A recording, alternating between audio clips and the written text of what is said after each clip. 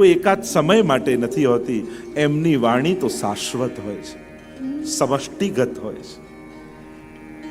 અર્જુન તો નિમિત્ત બને છે. અર્જુનને નિમિત્ત બનાવી સમગ્ર જગતને સંદેશ ભગવાને આપ્યો છે. પાર્થો વત્સઃ, અર્જુનને મોહ જાગ્યો. યુદ્ધ લડવાનું છે તો ખબર જ છે. આપ લોકોને કથા તો ખબર હશે, ગીતાજીની ચર્ચા આવશે, હું કરતો જઈશ. આ બધા જ જાણો છો. મહાભારતનું યુદ્ધ શરૂ થવાનું છે.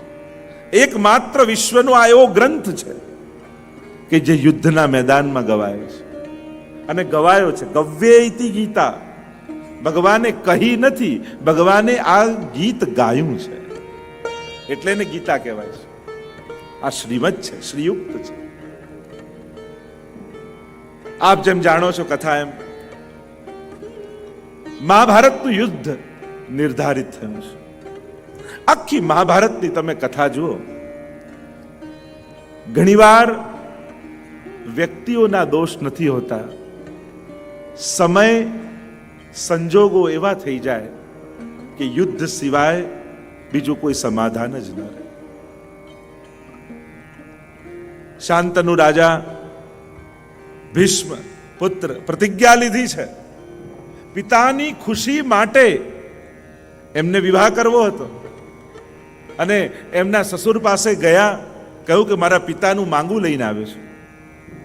કહ્યું પણ જો તારે બાળક થાય તો રાજા એ થઈ જાય, પછી મારી દીકરીના બાળકને કોણ રાજા બનાવે? અને એ સમયે દેવવ્રત પ્રતિજ્ઞા કરે છે, આ જીવન બ્રહ્મચારી રહીશ. અને એ જ દેવવ્રત ગંગાજીના પુત્ર ભીષ્મ નામે ઓળખાયા. કથાઓ તો ઘણી બધી છે. વ્યાસજી દ્વારા 3 પુત્રો થયા, ધૃતરાષ્ટ્ર, પાંડુ અને વિદુર. ધૃતરાષ્ટ્ર અંધ છે. રાજા તરીકેનો અધિકાર એનો છે, મોટો પુત્ર છે, પણ અંધ છે ને, રાજકાજ ન કરી શકે, એટલે પાંડુને રાજા બનાવ્યો. સંક્ષિપ્તમાં આપને ગીતાજીની પ્રસ્તાવના બાંધી દઉં એટલે આપ સમજી શકો એ વાત. અને પાંડુને રાજા બનાવ્યા, પણ પાંડુ બીમાર રહે છે, એટલે એને વનમાં રહેવા માટે ગયા છે.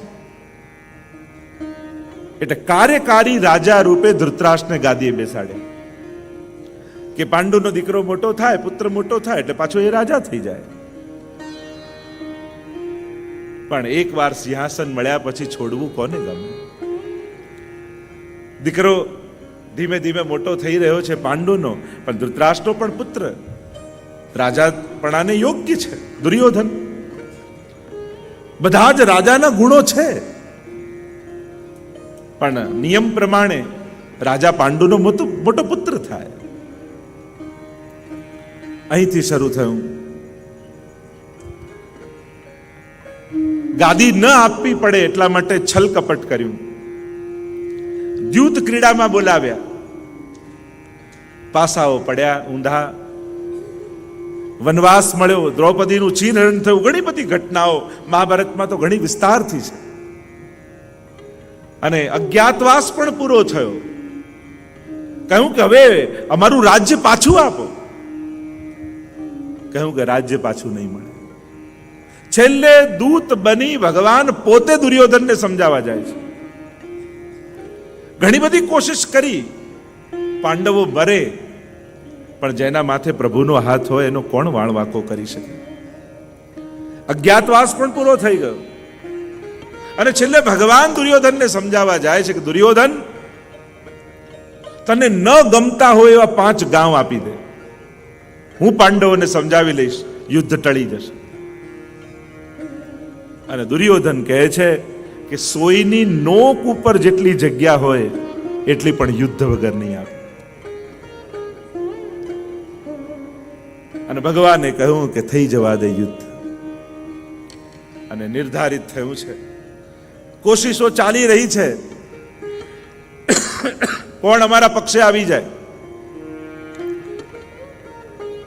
અને કુરુક્ષેત્રના રણસંગ્રામમાં જેમ જેમ આગળ કથાઓ મહાભારત નીકળશે એમ ચર્ચા કરતા જઈશું.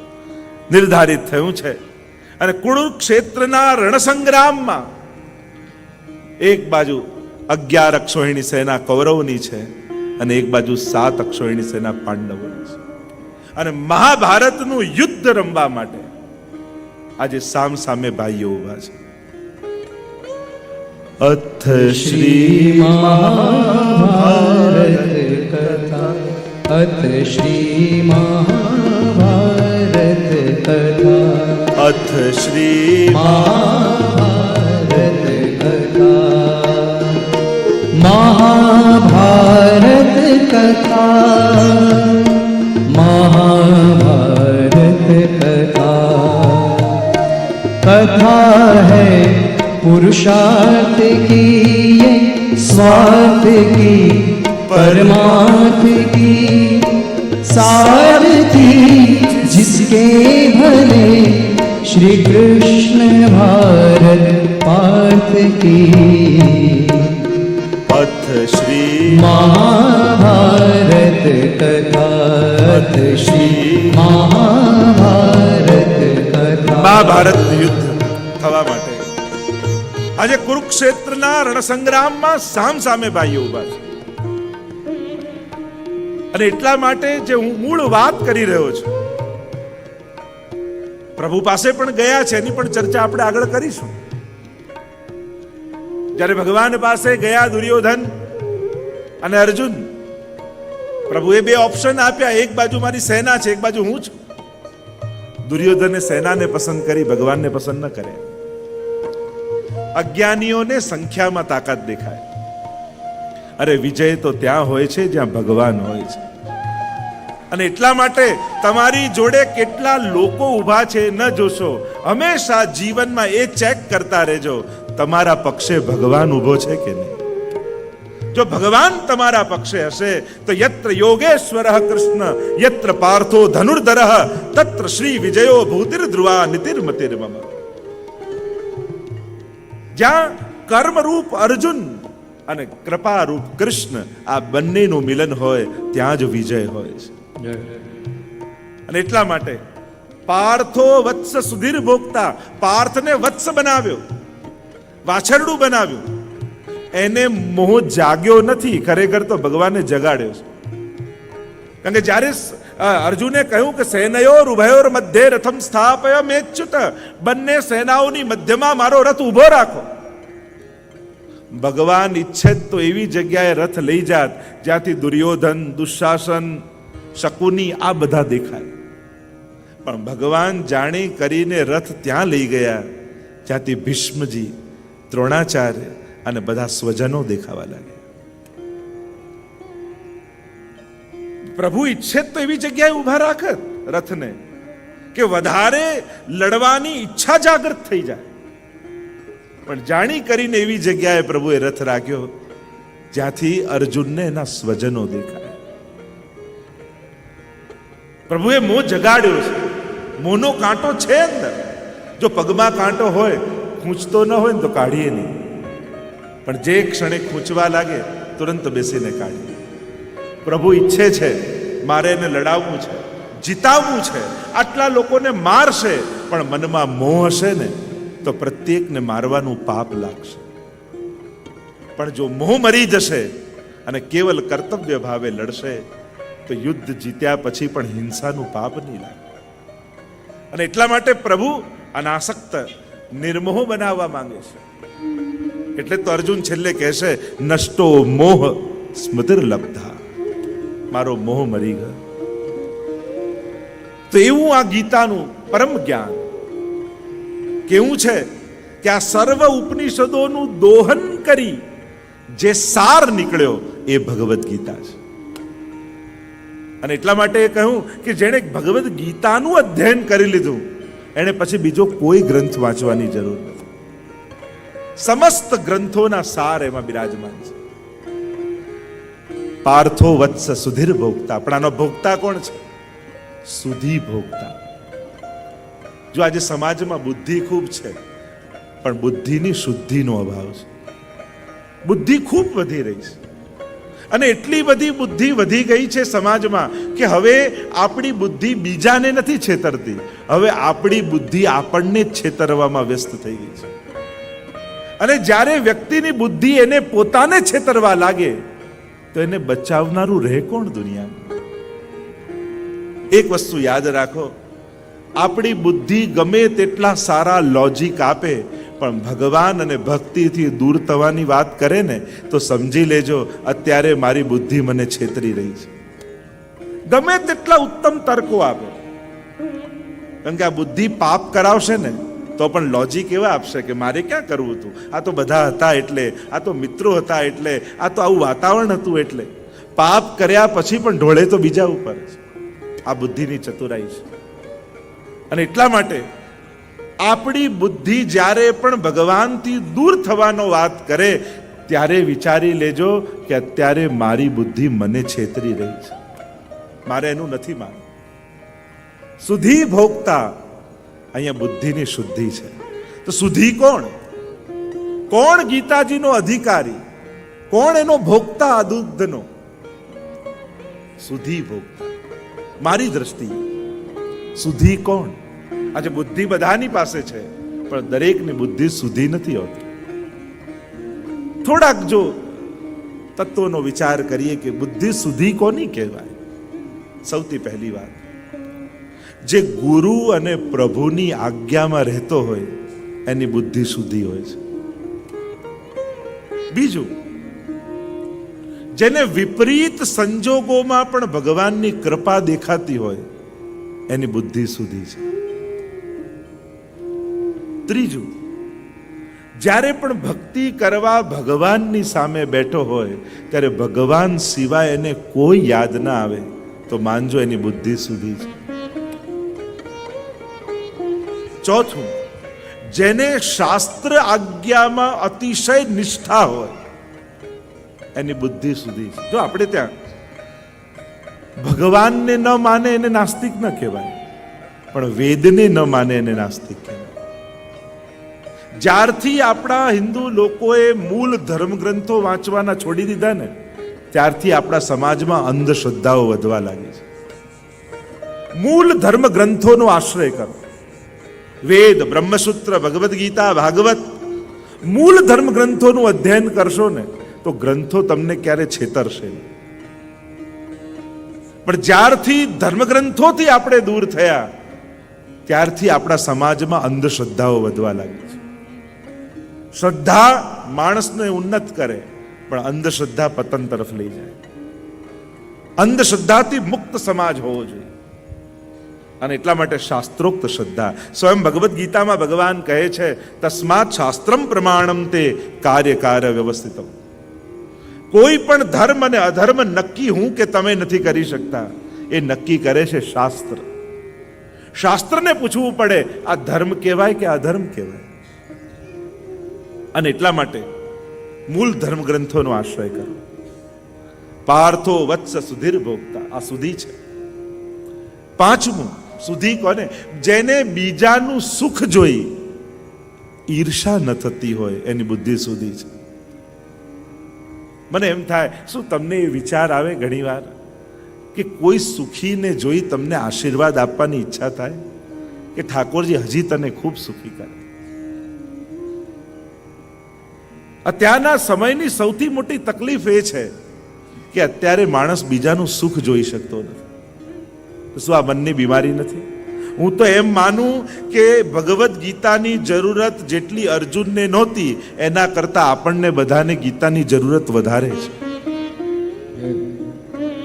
આપણે એમ માનીએ કે આ બધા ગ્રંથો હજારો વર્ષ પહેલાના, હવે એની શું જરૂરિયાત? અરે જેટલી પરીક્ષિતને ભાગવતની જરૂર નહોતી ને એના કરતા આપણને ભાગવતની જરૂરત વધારે છે. જેટલી અર્જુનને ગીતાની જરૂર નહોતી એના કરતા આપણને જરૂરત વધારે છે. કારણ કે એના કરતા આપણો મોહ અનેક ગણો વધારે છે. એ તો એક વાર યુદ્ધના મેદાનમાં મોહગ્રસ્ત થયો, આપણે તો પ્રતિપલ મોહમાં ફસાયેલા છે. આપણું આ યુદ્ધ તો સતત ચાલી રહ્યું છે. કૌરવ અને પાંડવની વચ્ચે રથ ઉભો રહેવો એટલે પાપ અને પુણ્યની વચ્ચે ઉભા રહેવું, ધર્મ અને અધર્મની વચ્ચે ઉભા રહેવું. અને સતત આપણો રથ ત્યાં હોય છે. આ 7 દિવસમાં આપણે આપણા જીવનના અનેક સમાધાનો મેળવીશું. ભગવદ્ ગીતાજીની યાત્રા એટલે શંકાથી સમાધાન સુધીની યાત્રા. ભગવદ્ ગીતાજીની યાત્રા એટલે પ્રશ્નથી કૃષ્ણ સુધીની યાત્રા. પ્રશ્નથી શરૂઆત થાય અને કૃષ્ણમાં સમાપન થાય. જિજ્ઞાસા જાગવી, પ્રશ્ન જાગવું ખરાબ નથી. પ્રશ્ન જાગવો એ ઉત્તમ વસ્તુ છે, પણ સમાધાન ખોટી જગ્યાએ લેવા જવું એ વધારે ખતરનાક છે. તમને કોઈ શંકા જાગે એ ખરાબ નથી, શંકા જાગવી જ જોઈએ, પણ એ શંકાનું સમાધાન જો ગલત વ્યક્તિ પાસે લેવા જશો તો એ તમારી શંકાને અશ્રદ્ધામાં ફેરવી દેશે. અને એ જ કોઈ યોગ્ય વ્યક્તિ પાસે જશો તો એ શંકાને શ્રદ્ધામાં પરિણમિત કરશે. હવે એક ક્ષણ માટે વિચાર કરો, અર્જુનને મોહ જાગ્યો અને અર્જુન એના મોહનું નિવારણ કરાવવા માટે ધૃતરાષ્ટ્ર પાસે ગયો હોત તો કેવી ગીતા મળી હોત. અર્જુનને મોહ જાગ્યો અને એમ થયું કે લાવ વડીલો ધૃતરાષ્ટ્ર છે એને જઈને પૂછું કે યુદ્ધ લડાય કે ન લડાય. તો ધૃતરાષ્ટ્ર એમ જ કે લડાતું હશે, ચાલ ચાલ આપણે બંને ઘરે બેસીને માળા ફેરવી. એ તો તુરંત લઈ જાત. પણ ભાગ્યશાળી હતો અર્જુન કે એની નિકટ કૃષ્ણ હતા. અને એટલા માટે જીવનમાં શંકા જાગે ખોટું નથી, પણ ગલત વ્યક્તિ પાસે સમાધાન લેવા જવું એ વધારે ખતરનાક છે. એવા કોઈ યોગ્ય વ્યક્તિ પાસે સમાધાન લેવા જજો જે તમારી શંકાને શ્રદ્ધામાં પરિણમિત કરે. કારણ કે આ દુનિયા શંકા જગાવે છે. ઘણીવાર દુનિયામાં આપણને ઘણા પ્રકારના લોકો મળે અને ઘણીવાર એમ થાય, લો તમારા બા તો આટલી ભક્તિ કરતા તોય માંદા પડ્યા, તોય હોસ્પિટલમાં એડમિટ થયા. એટલે તમારું મન ચકડોળે ચડવા લાગે. વાત તો સાચી છે. હવે બીમાર પડવું ને સેવા કરવી એમાં તાલમેલ ક્યાં? તો શું સેવા નથી કરતા એ બીમાર નથી પડતા? પણ લોકો ખોટી રીતે અલૌકિક ને લૌકિક સાથે જોડી તમને ભગવાનમાં અશ્રદ્ધા પેદા કરે. લોકો ખોટું કનેક્શન કરે. અરે એમ વિચાર કરો, બા આટલા બીમાર છે, હોસ્પિટલમાં છે, તો એ ઠાકોરજીનું નામ લેવાનું નથી છોડતા, તો લાવ હું નામ લેવાનું શરૂ કરી. પ્રેરણા તો આવી લેવાની હોય. આપણે ઊંધી પ્રેરણા લઈએ, લો આટલી સેવા કરતા અને આટલું નામ લેતા તોય માંદા પડે. લોકો ઊંધી પ્રેરણા. તો ગલત વ્યક્તિ પાસે સમાધાન લેવા જેવું બહુ ખતરનાક છે. અને આજના સમયમાં તો બહુ વિચારીને શરણે જવું, સમાધાન લેવા જવું. ક્યાંક તમારી શંકાને દ્રઢ કરી તમને અશ્રદ્ધા ન આપી દે એનો ભય રહે. તો સુધીર ભોગતા દુગ્ધમ ગીતા અમૃતમ મહત, જેની બુદ્ધિ સુધી છે એ આનો ભોગતા છે અને એ જ આ ગીતા રૂપી અમૃતનું પાન કરનારું છે. મહાભારતમાં 18 પર્વ છે. આજે તો સમય ઓછો છે કારણ કે વિરામ તરફ યાત્રા લઈ જવી છે, એટલે ટૂંકમાં પરિચય આપીને પછી વિરામ તરફ લઈ જાઉં. 18 પર્વ છે મહાભારતમાં. એમાં ભીષ્મ પર્વને અંતર્ગત શ્રીમદ ભગવદ્ ગીતા. 18નો આંક બહુ વિશેષ સૂચક છે. 18 પર્વ છે, 18 અધ્યાયમાં ભગવદ્ ગીતા છે. 18 દિવસ મહાભારતનું યુદ્ધ ચાલ્યું છે. 18 અક્ષોહિણી સેના છે. 1 અને 8, 1 અને 8. આ 1 અને 8 ભેગા થઈ ગયા હોત તો પૂર્ણાંક 9 થઈ જાય. પણ 1 અને 8 ભેગા ન થઈ શક્યા એટલે અધૂરા રહી ગયા. જો 9 ની ગણતરી કરો તો 9 1 9, 9 2 18, 8 અને 1 9 થાય, 9 તરી 27, 7 ને 2 9 થાય, પૂર્ણ જ રહે. પણ 8 નો આંકડો જો, 8 1 8, 8 2 16, 6 ને 1 7, 1 ઘટ્યો, 8 તરી 24, 4 ને 2 6, 1 ઘટ્યો, 8 ચોક 32, 3 ને 2 5, 1 ઘટ્યો. જો 1 મળી જાત તો પૂર્ણ થઈ જાત, અને 1 ન મળી શક્યા એટલે અધૂરા રહે.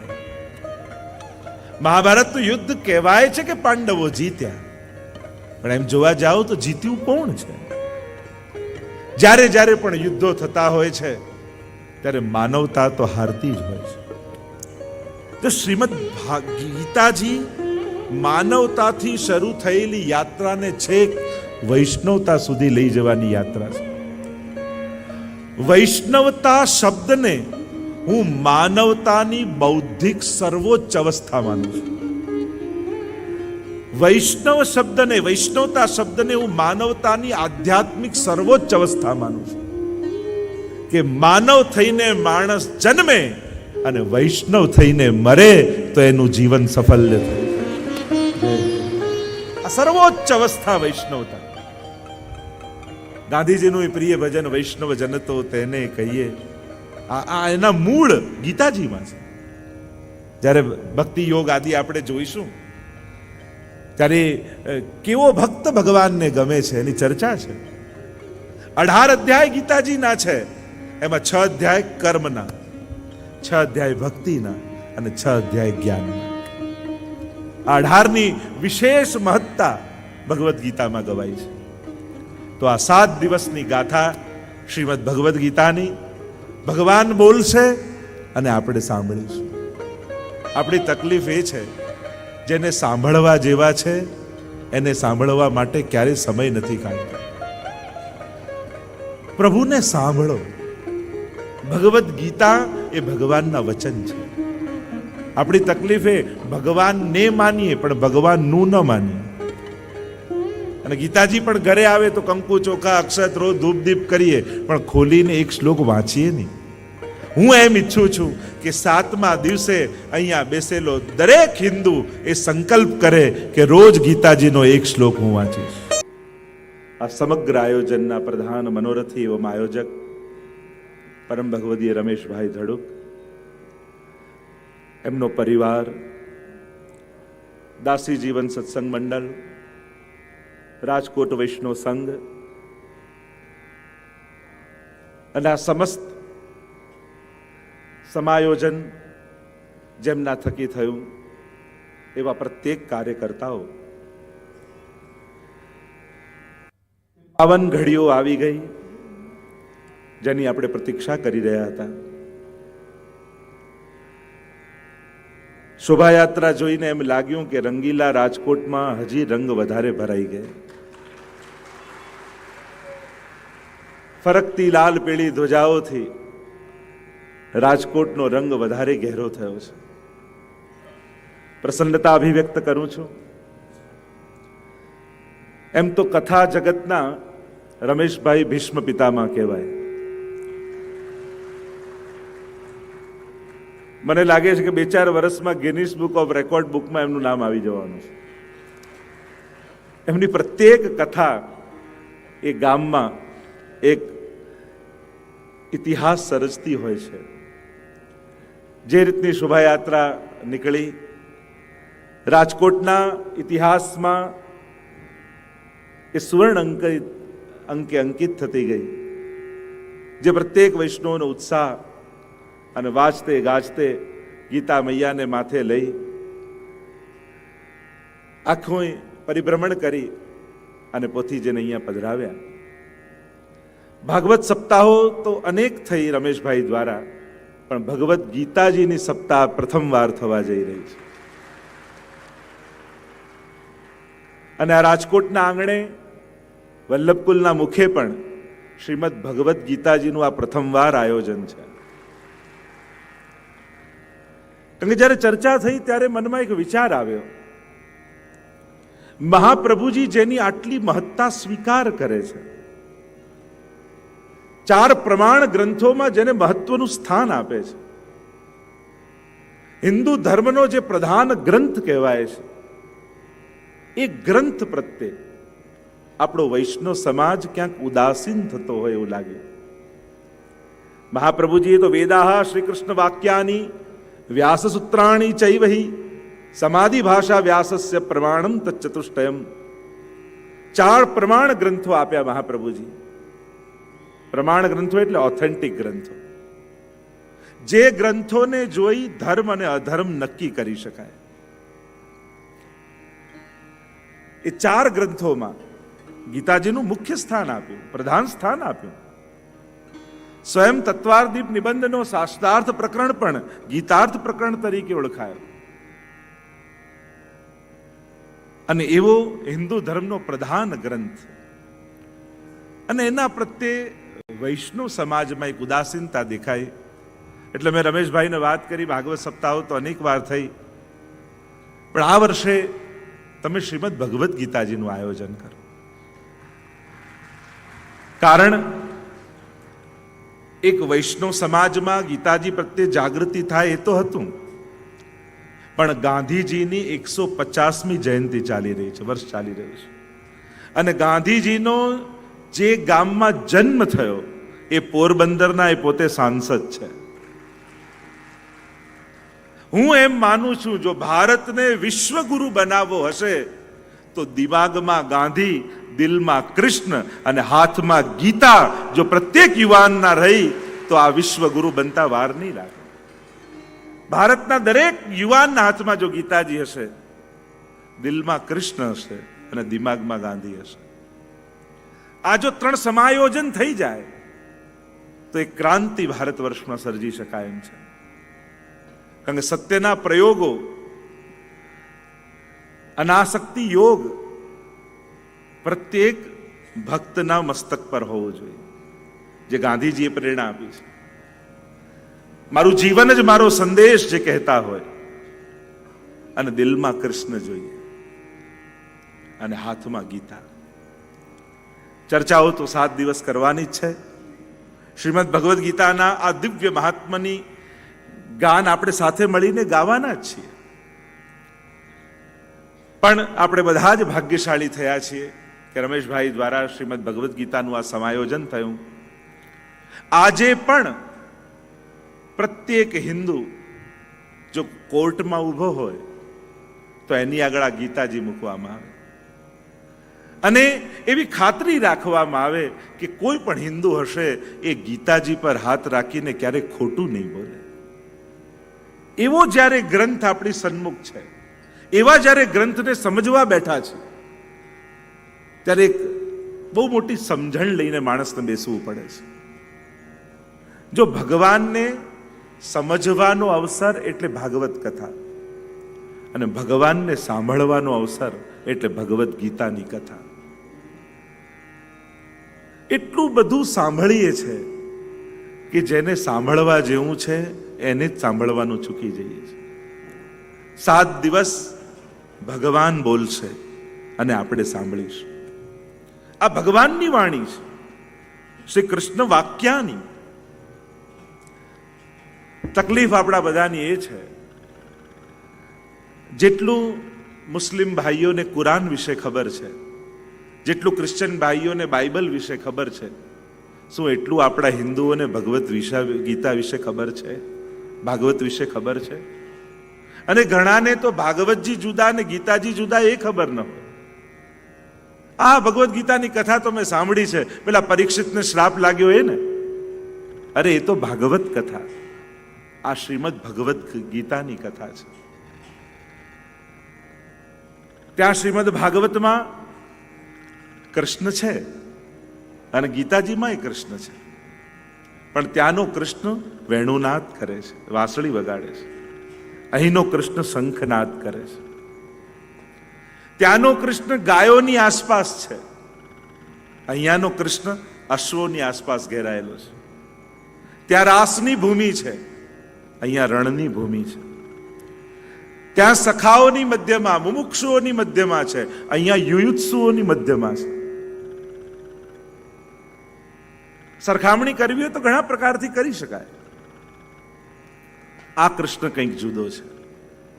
આ તમને વેણુ વગાડીને સુવડાવવા નથી આવ્યો, આ તો શંખ વગાડીને જગાડવા આવ્યો તમને બધાને. અને પ્રત્યેક હિન્દુના ઘરમાં ભગવદ્ ગીતા હોવી જ જોઈએ. આ જ ઘરનો સાચો શણગાર છે, વૈભવ છે, પ્રત્યેક હિન્દુના ઘરમાં. હું એમ માનું છું કે આ 7 દિવસની કથાથી કમથી કમ વૈષ્ણવ જગતમાં તો એક ક્રાંતિ થશે કે જે મહાપ્રભુજીએ જેની મહત્તા ખૂબ જ વિશેષ રૂપે ગાઈ છે, એવી ભગવદ્ ગીતાની મહત્તાને આપણે સમજી શકીશું. ગીતાજીની આ દિવ્ય ગાથા આજ સુધીના જેટલા મહાત્માઓ સંતો થયા બધાએ સ્વીકારી છે. ભગવાનમાં ન માનતા હોય એવા વિચારકોએ પણ ગીતાજી પર વ્યાખ્યા કરી છે. મહાપ્રભુજી 4 પ્રમાણ સ્વીકાર કરે છે, પણ અન્ય આચાર્યો 3 પ્રમાણમાં પણ ગીતાજીને તો સ્વીકારે જ છે. ગીતાજીને પ્રમાણ ગ્રંથ રૂપે સ્વીકારવામાં કોઈને પ્રશ્ન નથી. એટલો પ્રામાણિક ગ્રંથ કોઈ હોય તે ભગવદ્ ગીતા છે. અંગ્રેજો તો માથે લઈને નાચ્યા છે આ ગ્રંથને. અદ્ભુત ગ્રંથ છે. વિવેકાનંદજી પણ જ્યારે શિકાગો પધાર્યા ધર્મ સંમેલનમાં, અને ત્યાંના અન્ય મતાનુયાયીઓને એમ થયું કે હિન્દુ ધર્મના કોઈ આચાર્ય આવ્યા છે, લાવ એમની મજાક કરીએ, એમનો ધર્મગ્રંથ લઈને એમનું અપમાન કરીએ. એટલે ગીતાજી લીધા અને નીચે મૂકીને એના પર બધા ધર્મગ્રંથો ગોઠવી દીધા.